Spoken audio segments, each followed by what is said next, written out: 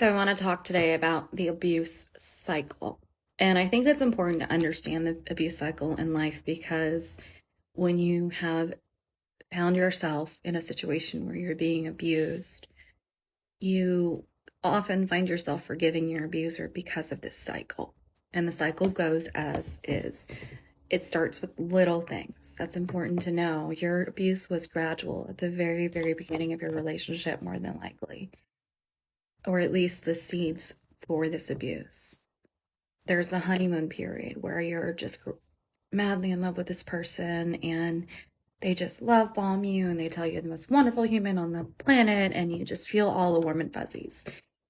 And that love bombing opens you to susceptibility to someone who is willing to manipulate you. That vulnerability allows them the stage to do so. So then they start to do it a little bit at a time. They'll tell you not to do something, or they'll be angry at you for your tiny mistakes. And then slowly but surely it escalates. And it escalates to a point where perhaps the abuser scares themselves and they de-escalate.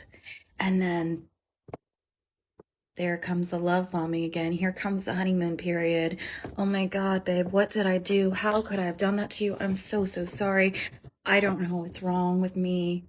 And you say to them, okay, but I have a really hard time reconciling, last night with who you are. And they go, that's not who I am. And they work on it and they do great.